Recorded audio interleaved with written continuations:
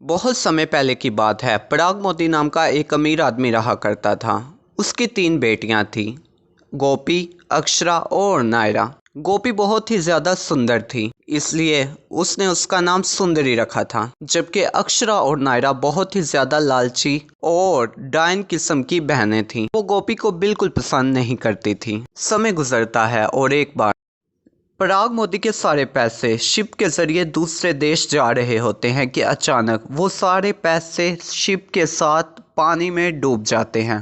पराग मोती बहुत ही ज़्यादा दुखी होता है और वो ये बात जाकर अपनी बेटियों को बताता है। समय गुजरता है और घर के सारे नौकर चाकर अपना काम छोड़ देते हैं। इसके बाद सुंदरी सारा घर का काम खुद करती है, जबकि उसकी दोनों बहनें सिर्फ शिकायतें करती रहती हैं। ऐसे ही एक दिन पराग मोती को पता चलता है कि उसकी एक शिप आइलैंड पर पहुंच गई है। वो ये बात अपनी बेटियों को बताता है तो वो बहुत ही ज़्यादा खुश होती हैं। तो वो अपनी बच्चियों से पूछता है, तुम सब के लिए मैं क्या वापसी पर लेकर आऊँ? सबसे पहले अक्षरा कहती है कि मुझे कपड़े चाहिए। फिर नायरा कहती है कि उसे गहने चाहिए और एंड पर सुंदरी कहती है, पापा आप सही सलामत आ जाओ, मेरे लिए यही सबसे बड़ा गिफ्ट है। ये सुनकर पराग मोती बहुत ही ज़्यादा खुश होता है और कहता है, नहीं बेटा, तुम्हें कुछ ना कुछ तो मांगना पड़ेगा। सुंदरी कहती है, आप इतना कह रहे हैं तो मेरे लिए एक गुलाब का फूल ले आइए। और पराग मोती घोड़े पर बैठकर निकल पड़ता है। जब वो आइलैंड पर पहुंचता है तो देखता है कि उसके सारे वर्कर्स शिप में पड़ा सारा सामान लेकर भाग चुके हैं। वो बहुत ही ज़्यादा दुखी होता है। इसके बाद वो वापस जा रहा होता है कि अचानक स्नोफॉल शुरू हो जाती है।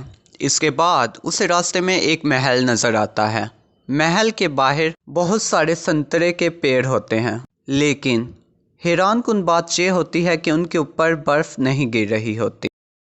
पराग मोती महल के अंदर जाता है तो देखता है कि वहाँ पर गर्मा गर्म खाना डाइनिंग टेबल पर पड़ा है। वो देखकर बहुत ज़्यादा खुश होता है और आवाज़ देता है, कोई है यहाँ?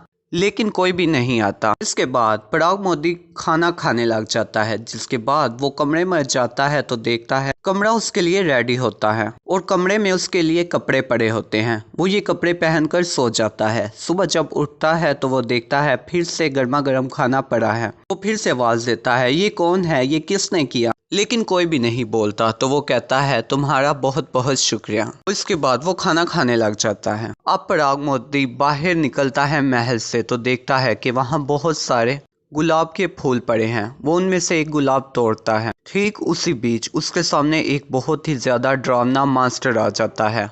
पराग मोती ये देखकर डर जाता है और कहता है, कौन हो तुम? वो मास्टर कहता है, मैंने तुम्हारे लिए खाना बनाया, कपड़े दिए, तुम्हें रहने को जगह दी और तुमने उसके बदले मेरा फूल तोड़ा।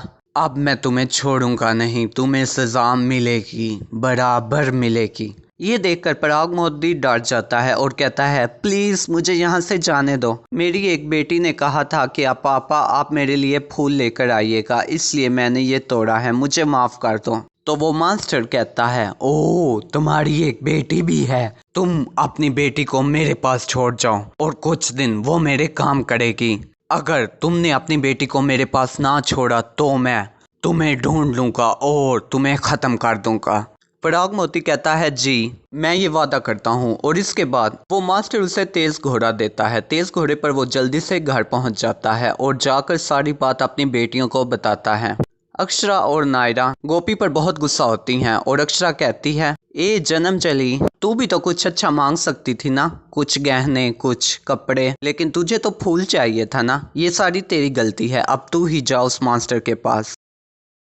गोपी कहती है कि तुम ठीक कह रही हो, अनजाने में ही सही, लेकिन इस सब के जिम्मेदार मैं हूँ और ये सब मेरी वजह से हुआ है, मैं ज़रूर जाऊंगी। और इसके बाद वो पराग मोती के साथ घोड़े पर बैठकर वहाँ चली जाती है। इसके बाद वो मास्टर पराग मोती को बहुत सारा सोना देता है और कहता है, ये अपनी बाकी बेटियों को दे देना। पराग मोती रोता रोता वहाँ से चला जाता है। इसके बाद सुंदरी जाती है तो देखती है उसके लिए खाना रेडी होता है। वो खाना खाती है और इसके बाद देखती है कि उसके कमरे में उसके कपड़े भी रेडी हैं। वो ये देखकर बहुत खुश होती है। अगले दिन वो देखती है फिर से उसके लिए खाना रेडी है। शाम को उसके पास वो मास्टर आता है और कहता है गुड इवनिंग सुंदरी। सुंदरी कहती है गुड इवनिंग मास्टर, और ऐसे ही दिन गुजरते रहते हैं। एक दिन वो मास्टर फिर से गुड इवनिंग कहने आता है और साथ कहता है सुंदरी क्या तुम मुझसे शादी करोगी। सुंदरी कहती है नहीं। इसके बाद वो मास्टर कुछ नहीं बोलता, उदास होकर वहां से चला जाता है। वो गुस्सा नहीं करता, ये बात सुंदरी को बहुत अच्छी लगती है। इसके बाद वो पियानो बजाने लग जाता है। सुंदरी सोचती है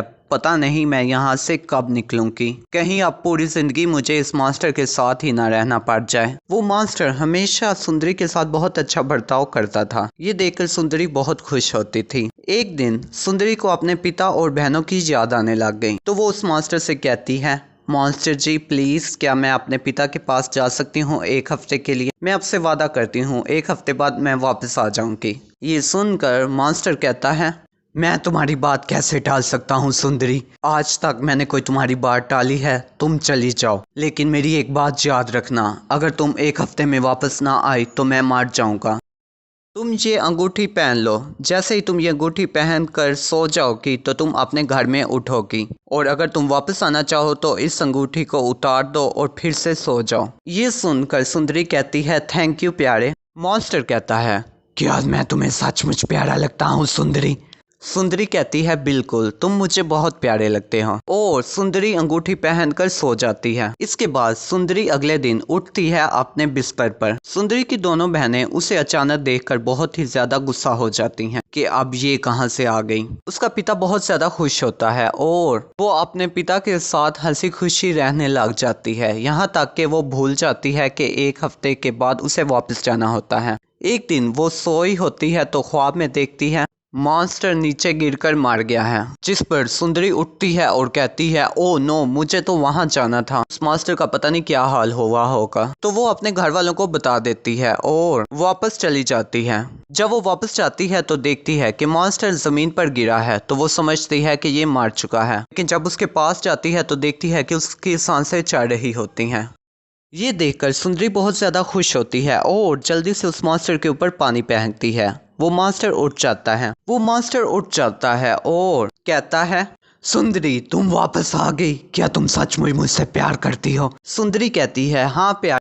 मास्टर कहता है क्या तुम मुझसे शादी करोगी। सुंदरी कहती है बिल्कुल प्यारे मैं तुमसे शादी करूंगी। तो अचानक से वो मास्टर ऊपर उड़ता है और नीचे गिरकर वो एक खूबसूरत राजकुमार बन जाता है और कहता है तुम्हारा बहुत बहुत शुक्रिया सुंदरी, तुमने मुझे उस चुड़ैल के जादू से आज़ाद करवा दिया। मैंने उस चुड़ैल को कैद किया था तो उसने मुझे श्राप दिया था कि मैं एक भद्दा मास्टर बन जाऊं, और ये श्राप उस वक्त ही टूटेगा जब मुझसे कोई शादी करने के लिए तैयार हो जाए, वो भी इस सच को जाने बिना। इसके बाद सुंदरी की और राजकुमार की शादी हो जाती है। तो दोस्तों कैसी लगी आपको आज की हमारी ये स्टोरी। अगर पसंद आई हो तो वीडियो को लाइक कर दें, साथ ही ऐसी इंटरेस्टिंग वीडियोस के लिए हमारे चैनल को सब्सक्राइब करें और बेल आइकन पर ज़रूर क्लिक करें ताकि आने वाली हर वीडियो आपको सबसे पहले मिल सके। अपना बहुत सा ख्याल रखिए।